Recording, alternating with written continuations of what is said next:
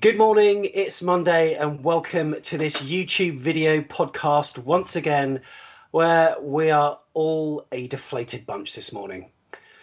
Well, yesterday at Bramall Lane, Cherries went down 2-1 to Sheffield United. The first half showed a lot of promise, but alas, we conceded just before half-time, worst time to do it, and then Sheffield United did what they do, and they ground us down, and then scored midway through. And yeah, unfortunately, 2-1 to Sheffield United. With me is Mr Tigz in what is your extended podcast debut. Good to have you here, Tony. How are you?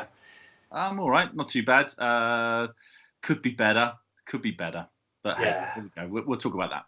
So for those of you who are listening to the podcast that maybe don't know you, can you tell me a little bit about your AFCB supporting history? Yeah, sure.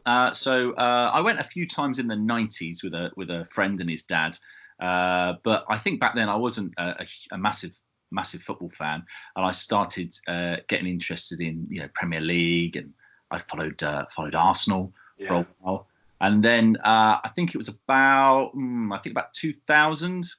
I used to drink in a local pub called the Angel over in Longham, and the barman at the time said, I'm going to the Bournemouth game. Who wants to come? And a bunch of us all went along, and I had a brilliant time.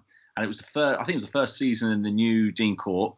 We didn't play particularly well, I loved it, even though we were losing like almost every game. And that was the team of Chucky and Narada, and we got relegated, and the Football League deal with ITV went out the window, and all those players all lost, and it was, an exciting but sad time. Then we had the Millennium Stadium, and so that's kind of where my Bournemouth roots come from, and just followed ever since, really. Yes, it's funny you mentioned the Angel. I actually went on my first date at the Angel when I was 16 or 17, and I had my first mobile phone. I had a part-time job at the Echo. Not writing. I was in the newspaper sales department. I wasn't a paper boy, but I was doing some promotional stuff for them. And I managed to get enough money together for my first Motorola mobile phone. I met this girl and texted her, went for a drink at the Angel, rang back the next day. No communication ever again. She didn't like me, Tony. What was she thinking? I mean, she must be kicking herself now, Sam. I bet she hasn't got her own podcast. Yeah, exactly. Oh my goodness, yeah, not a good time at that age. Certainly, through the bad times from AFC Bournemouth, also, not great. But we find ourselves in the Premier League, but for the first time, with a survival battle that we're going through, and today was billed as it was another must-win match, really, against Sheffield United. And there was a part of it yesterday where Bournemouth fans were thinking, is this game even going to be on? Because the conditions looked absolutely dreadful, didn't they? Yeah, they were awful. And even down here, it was awful. So, and the fact that the game just down the road, that got called off. So what does that tell you? That's very unusual. Yeah, that's right.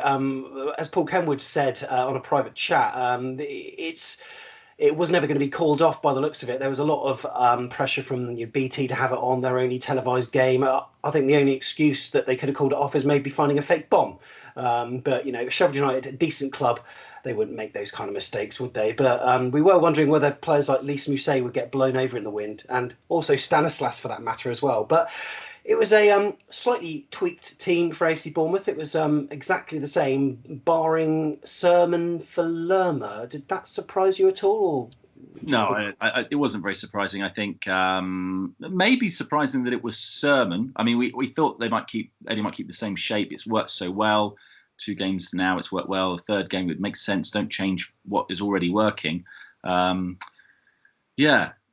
Cook, though, maybe out in the cold a bit there. That's quite interesting. And it's funny when you look at the substitutions that he actually made, and in hindsight, he just didn't think that Lewis Cook, had any part to play in it. And it's quite interesting, really, the reasons why. Jeff on the podcast last week, and also Richard, who sent it that there must be some kind of reasons why we leave such our creative player. But he didn't have that great a performance recently when he did have a full game for us. And I also thought maybe the conditions might play a part as well, because Lewis Cook is famed for doing those long high balls over the top, and the weather conditions maybe didn't suit that. Sermon's known for his low passing, quick slick along the turf, so maybe that was another one of the reasons. But to his credit, in the first 20 minutes, I think Sermon did quite well, but AFC Bournemouth as a whole during the first sort of 20-25 actually were exceptional, weren't they? Yeah, and I think a lot of it's to do with the press. I mean, we were pressing them just like we have the other teams when we won games recently, pressing them from the off. And that was, really good. It showed so much fire in our belly to the point, I think, that even Jason Tindall was getting a ticking off from the referee. That much fire in our belly. Yeah. So, quite interesting. Yeah, it was. And I thought most of the good things happened through Ryan Fraser. He seemed to be getting a lot of space down the left, and he's not had that for a long time because there always seems to be a defender right in front of him. But he almost seemed to have free reign down that left-hand side. And he created one of the first major chances on 6 minutes where he put a ball in for Harry Wilson, I think, but he kind of tried to guide it with his head, Harry Wilson, to the far corner, but actually took too much off it, and in the end it just trickled wide for a goal kick. But it just showed his intent as well. And then he was on the scene again a bit later on. Good work from Dan Gosling. It was Fraser who whipped in a free kick, and it got a touch. And it was Callum Wilson, I think, who kind of swiveled at the angle, and it was a high shot. I mean, the ball was quite high, really, and couldn't really get enough on it, and it ended up going wide. But all signs early on were actually pretty good. And Sheffield United didn't, I thought they would maybe start really strongly, but didn't seem to be the case, did it? Yeah, I think we caught them on the back foot. We were on the front foot there on the back foot, and it was really interesting for me to see Fraser giving both Wilsons chances as they sort of both went either side of him at points. So that was really exciting. He definitely was our creative spark. I notice as a fan, Tony, like you must be wrong because you're calling him Fraser, whereas professional footballer Owen Hargreaves called him Frazier throughout the whole of the match. What are these guys on? I don't know. Green eggs and ham. That's a phrase. Yeah, it's not. I mean, I know that a lot of media personalities slip up over Stanislas, but I mean, I don't know where he's getting that I in Fraser because, maybe there is an I in Fraser in terms of his contract negotiations, but I thought Fraser did really well, and I thought Sermon pulled the strings. Callum Wilson looked a bit more lively, and alas, all those were involved in our first goal, and it was really well worked, wasn't it? Yeah, it was really well worked. The way that the three of them combined together, and Wilson did what Wilson does best. I'm talking about Callum Wilson. Yeah. Being provided by Harry Wilson. It was a great goal and a great lift, and you could immediately see that all that hard work was paying off, and it looked like from that point on we were going to really get at them. It reminded me of the Newcastle first half where we were so good in possession, spreading the ball wide. We were good with our feet. But there were, starting as the game progressed, and even moments after that goal, I think it was Fraser that teed up Philip Billing. He sort of waited on the ball, Callum Wilson and Billing coming forward. And he just lofted a ball, but Billing, sure, he could have gone with his head, like in the second half, very similar chance, and it ended up miscuing it completely. And I don't know, I just felt, the lack of clinicality at that stage in the first half may come back to bite us in the bum. And, as it turned out, it pretty much did. And I tell you what, there was a chance only moments after where Billy Sharp ended up hitting it into the side netting, I think. And that was after Adam Smith, who went down very easy. I don't know if it was a dive or whatever, but the home side came forward, and that seemed to be the start of this kind of momentum shift, didn't it, in the first half, the second part of it, that is. Yeah, the game got really kind of scrappy, and there were fouls here, there, and everywhere. And Andrew Sermon had some real mad moments in there, that heart-stopping moments. And then we just kind of seemed to run out of steam, didn't we? As they built up steam, it was really unusual. Yeah, it was, and the fans were getting behind them. To everyone's credit, I think both Sheffield United and Bournemouth, the conditions didn't overly seem to play a part. I think before kickoff they were obviously horrendous, really bad, but then they sort of eased off a bit. There were still some high winds, but I thought it was a fairly watchable game, to be honest.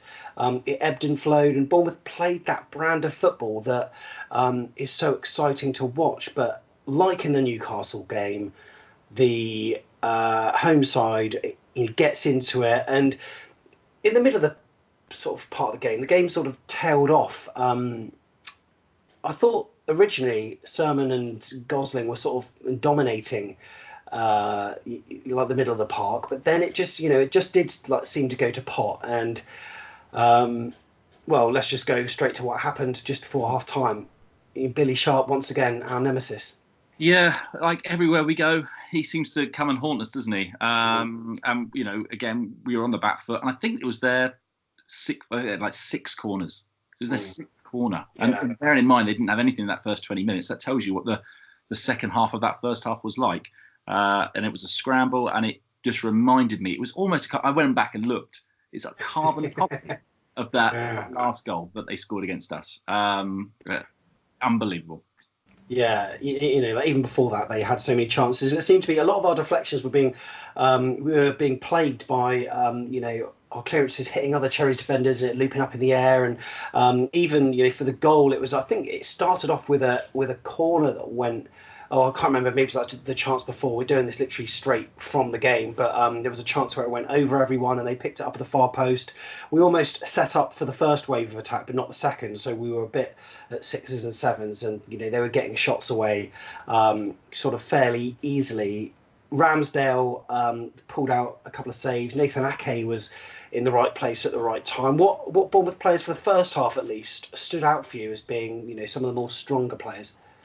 I thought Sermon had a good first half, apart from a few mad minutes. Considering started for us, I don't know how long. Yeah. Last year probably. Long time in the Premier League, yeah. Yeah, really long time in the Premier League. Ake was doing his job.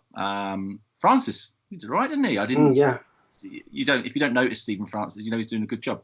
Sorry, Francis. Sorry. Yeah. Doing a good job. Did it surprise you that he started over Steve Cook again, or not really?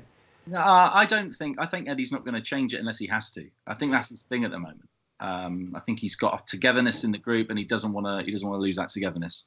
But Callum Wilson, I think for me, he was my standout. Fraser and Callum Wilson, actually, because Callum was running the channels, and when he does that and he holds up the ball, it just allows everyone else to come up and join him. So that was good to see. Yeah, that's right. So yeah, it was 1-1 at half time. I felt really deflated at that point, and almost the onset of the inevitable. And the way that they were creating chances, towards the end of that half, even before the goal. I think McBurney had a header, Norwood had a shot which was deflected. Thankfully, Ake got something on it, and from the angle that we were at, I was thinking that's going in the other side after Ramsdale committed to the dive to his right, went to his left, but thankfully wide of the post. But in a way, it was a funny old scoreline, maybe fair in some ways. But second half, I thought, right, this is our chance now, playing towards our own fans. But started, I thought, fairly poorly. Sheffield United just sort of soaked up a lot of possession. Every so often they just pumped a long ball forward, and their strikers, to their credit, I thought did really well at holding the ball up. And there were a couple of their players that really shone today. Yeah, I think it's almost as though that half-time, I don't know what the half-time talk was, but it really felt like we just picked up the beginning of the second half where we left off at the end of the first half. And they had a lot of the ball. Ramsdale made a really important save, as you said, I think at the beginning there, didn't he? And then, again, Sermon caught my eye again because he lost his cool. Yeah. Quite in that second half. Very unlike Andrew, isn't it? Yeah, very unlike it. I like the way you said that then. Very unlike Andrew. Yeah. Friend of the show. No, he had a few niggly moments, didn't he? In the middle of the midfield, he lost his cool, and of all people he went for Wilder, and they both got a yellow card. Yeah, that's right. Yeah, I mean, Wilder, I think he's quite easy to provoke a reaction from, but Sermon, quite interested that he got involved there. But I don't know. At that point, we were messaging privately, and we thought, well, he is fading. Surely this is time for someone like Lewis Cook if you're going to change things. And a lot of people on Twitter were saying, right, what do we do? Do we stick or twist at this point?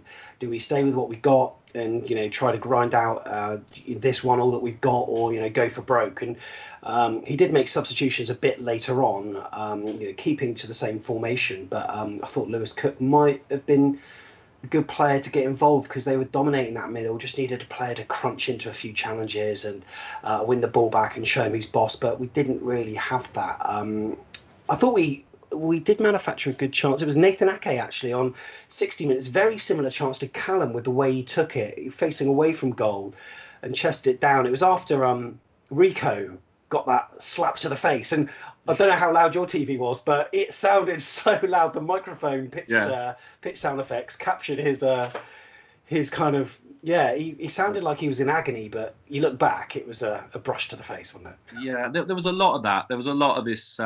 Billing did it a few times as well. Just a little touch, and he went down, and he sort of rolled about a little bit. And I get it. I completely get it. And every team in the Premier League does it. But there were moments today where one of our players did it. Smith did it as well at one point. And you could see that actually if that player was up on the field and they were running, they would be part of this attack that we were trying to form. It was so frustrating to see that. But you understand why it happens, I guess. And I think at this point, around about that time, is when we started playing a little bit deeper and deeper. And Fraser, for all of his spark earlier on, just started to go out a little bit and find it harder. But then he did a remarkable thing from nowhere, didn't he? I think he had a rocket of a shot. Yeah, he did. That was brilliant. That started off with because at that point I was watching, I was thinking, well, we're not really attacking with zip. In the first half, the passes were quick. As you know, Tony Funnell on YouTube channel used that word zippy, and he said that rather than overplay, doing the 6 or 7 passes, there were a number of attacks in the Villa game that only involved 3 or 4 passes, and they were quick, they were zippy, they were fast, and they got us going. And I felt as though we kind of waited a little bit in the second half and very laborious on the ball. But it was one of the best chances that we had when Philip Billing had it, and he started the attack, went wide to the right, and it culminated with Harry Wilson cutting in and crossing in for Callum, who just lays off. Clever little touch to Ryan Fraser, who he rocketed a shot. Good save by Henderson, but I honestly thought that was going in. That did show some intent, didn't it? Yeah, it did. And then from that point, Eddie tried to show some intent as well. He's thinking, we can gain a bit of momentum here, and he was trying to bring Josh King on for quite a period of time, and then eventually did get him on, but taking off Harry Wilson. Which I can understand. We sort of wondered maybe because Ryan Fraser was getting deeper and deeper whether it would be him, but it does make sense to take off, I think, Harry Wilson at that time. Yeah, he's not done sort of many 90 minutes for Bournemouth. Now, I'll be interested to see the possession stats. I'm just going on because I've got to say, as the match went on, it felt like Sheffield United just eked more chances, and there were many balls over the top. They were getting more shots away. Yeah, I'm looking at the stats now. 16 shots to Bournemouth's 10. 6 of them on target, only 2. They had twice as many corners as us as well. So, they dominated in every department. They even conceded more fouls as well.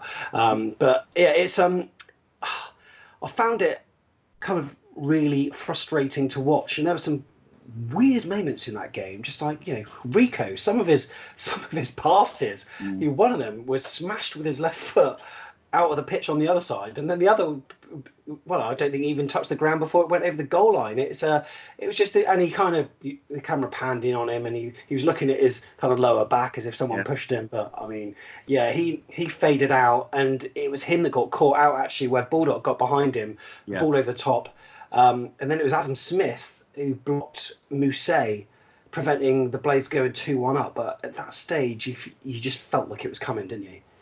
Oh, completely. And, all credit to Adam Smith, because that was a certain goal. How he magicked himself there. And you're right about Rico. It's really interesting, Rico, because he has these amazing games, but he does have these odd moments in games when the ball comes over the top. And Tony Funnell, Tony, he often said to me at the beginning of the season when I was singing Rico's praises, he was saying, yeah, but if you look at him, does look quite panicked quite often. He's not a cool character, Rico. He doesn't like having to be backtracking or running back. And I think he really did get caught out this time. But then I think that was the start of our back line getting caught out quite a bit throughout the game. Yeah, that's right. And, in amongst Sheffield United's, it seemed like persistent pressure. We had one opportunity with Billing at the far post, which is very similar really to the one just after the Callum Wilson goal, where he opted to stick a leg out rather than get a head on it when Fraser put a left foot cross in and miscontrolled it again. And it's just so frustrating. Moments later, Sheffield United 2-1. Lundstrom, assisted by Lys Mousset, caught napping in the box. The shape went to pot, I think, because Dan Gosling wasn't sort of tracking back, but he had to track back because Frano was pulled out to the right. Ake was marking his man, and it was a fairly simple finish. And at that point, I just thought, right, this is it. I couldn't really see us coming back. Even Josh King's introduction, and then what later on with Solanke coming on as well, we just didn't seem like the same team, did we?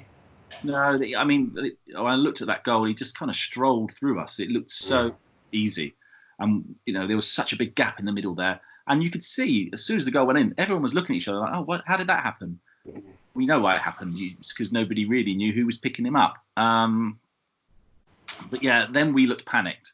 Then we looked like we had urgency, which is, good to see some urgency. We needed it earlier on, but they were just too much, and they could hold their shape far better than we could in the closing moments.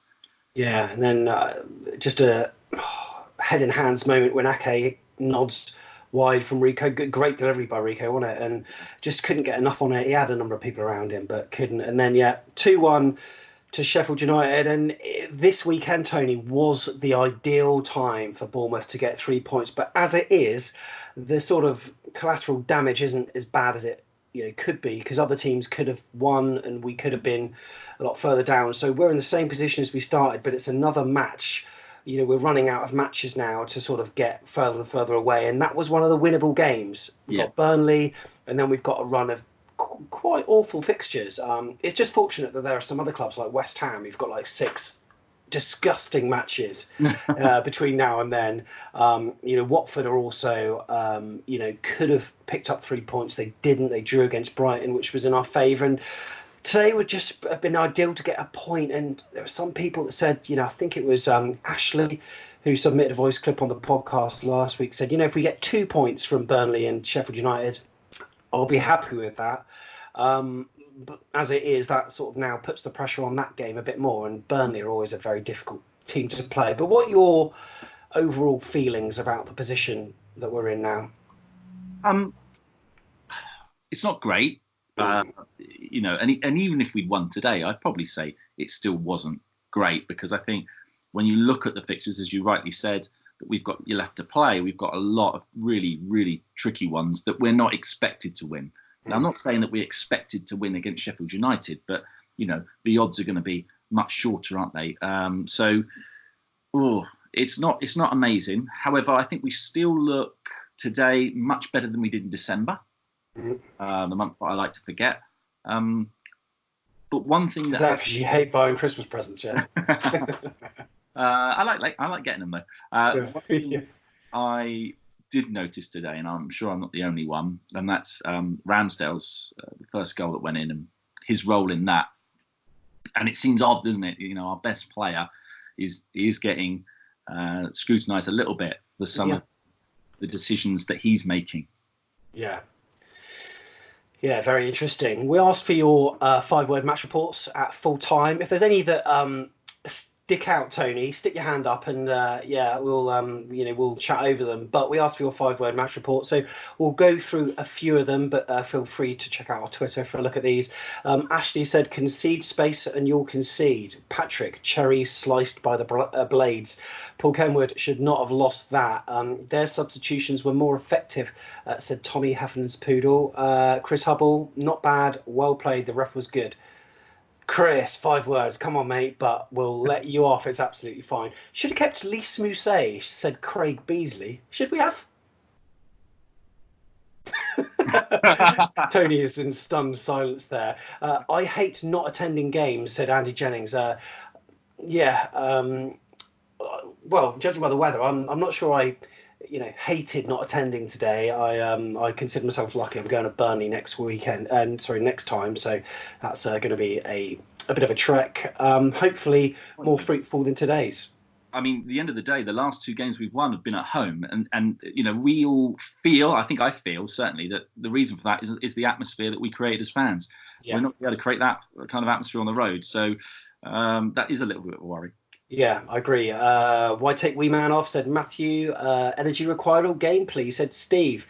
Also got Refrigeration Red saying, "We really miss Jefferson Lerma." Gavin Meaden, "Final ball not good enough. Stay on your feet, Smith." Yeah, as we alluded to earlier, Will Partridge, "Terrible substitutions cost Cherries points. What a long journey home, blah, blah, blah." There's a lot of you, but one thing we're not getting is anything towards Eddie. There was that one tweet there And I was in an interview on Talk Sport with Max Rushton actually earlier on the Sunday, and they asked me about like Eddie Howe. I think it was a little bit lazy in a way, because that, those questions should have been asked like 3 weeks ago. But what do you think of his substitutions today, Tony? Would you call it about right? I mean, for instance, Lewis Cook. Are you in the Lewis Cook should play camp? No, I in Eddie we trust, and I still believe that. And if Eddie's not playing him, there's a really good reason why. I thought he made good substitutions today, actually, in terms of I thought the substitutions he made, I could see could have changed the game. He brought on King, who's a different type of player, to Harry Wilson, and I thought that might give us another outlet alongside Callum. And I could understand why he brought Stanislas on, because I think, Fraser had worked so hard throughout the whole game that he was starting to flag a little bit, and he was getting deeper and deeper and deeper. And I think it just gave us a little bit more urgency. Solanke, well, he brought him on because we needed an extra man up front because we were chasing the game. So I can understand his substitutions. I think that the thing that people always say, and the thing that people always, if they're going to give him any criticism, is how late he makes substitutions quite often. But I just think that's Eddie Howe, and he's not going to change that. He doesn't like to make early substitutions. He worked on a system, worked with players all week, and he wants to see that come to fruition. And if that means he has to give them a little bit longer on the pitch than we as fans want him to, then, well, that's his prerogative, I guess. Yeah, very true. We'll close by just talking about Sheffield United quickly.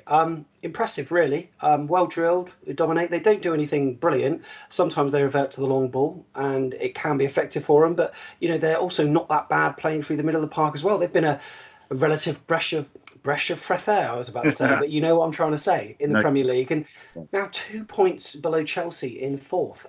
They were very good today, weren't they? Yeah, and in a way, I'm kind of glad that fixture's out of the way. Because they are very good, and they've done it incredibly well this season. The trick for them will be, can they do it again next season?